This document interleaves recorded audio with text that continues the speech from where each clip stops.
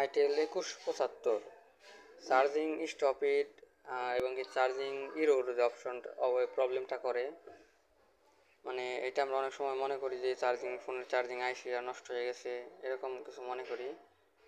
এই যে এই যে একটা সাউন্ড দিল, এই সাউন্ড দেওয়ার পরে আমাদের চার্জ হওয়াটা বন্ধ হয়ে গেছে, চার্জিং স্টপ হচ্ছে। তো আমরা এটা কিভাবে প্রবলেমটা ফিক্স করব, চলুন দেখা যাক। আমাদের মূলত আমরা যে মোটামুটি আমরা যতগুলাই বাটন ফোন দেখি, কিপ্যাড ফোন আর কি বলি, এগুলো চার্জিং ইরোরের একটা আর কি সলিউশন।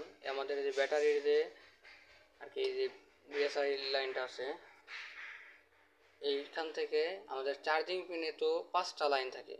যেমন এই পাশ থেকে এটা এটা যেমন প্লাস, তারপরে ইউএসবি আর কি 2টা লাইন থাকে না আর কি, টোটাল 5টা লাইন। এই পাশে 2টা বাদ, এই পাশে 2টা বাদ, এখানে মাঝখানে যে পিনটা থাকে, যে মাঝখানে এই পিনটার সাথে ব্যাটারির কানেক্টরের এই পিনের সাথে আমরা জাম্পার করে দিব। এটা জাম্পার করার পরে এই প্রবলেমটা আর দিবে না। তো আমরা এই পাশের 2টা বাদ, এই পাশে 2টা বাদ, যে মাঝখানে যে পিনটা থাকবে চার্জার পিনের, ওইটার সাথে এটার একটা জাম্পার করে দেব। তো আমাদের জাম্পার করা হয়ে গেছে। তো আমরা আবার একটু ভালো করে দেখি। দেখেন এই পাশে 2টা লাইন বাদ আর এই পাশে 2টা লাইন বাদ, এখানে মাঝখানে যে লাইনটা আছে এটা সোজা বরাবর আমরা ব্যাটারির যে বিএসআই লাইন আছে আর কি, এখানে জাম্পার করে দিচ্ছি। তো এখন চেক করব, চলুন চেক করি। তো আমাদের ফোন এখন চার্জ হইতাছে। আমি অনেকগুলো ব্যাটারি চেঞ্জ করছি এই ফোনে, বা 4-5টা ব্যাটারি দিয়েও চেক দিছি, বা আমার আগে হয়তো কারো কাছে গেছিলো, ওনারাও চেক করছে।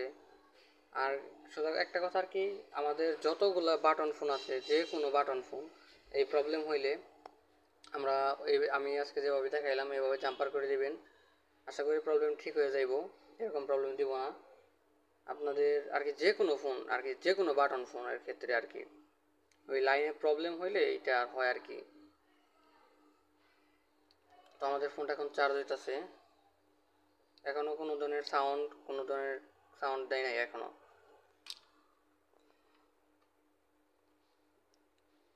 আমরা একটু সময় নিয়ে দেখি।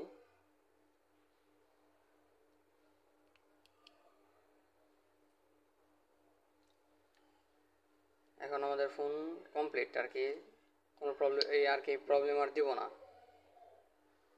Thanks for watching Robin GSM unlocking. সবাই সাপোর্ট করবেন, সাবস্ক্রাইব করবেন, লাইক কমেন্ট শেয়ার করবেন।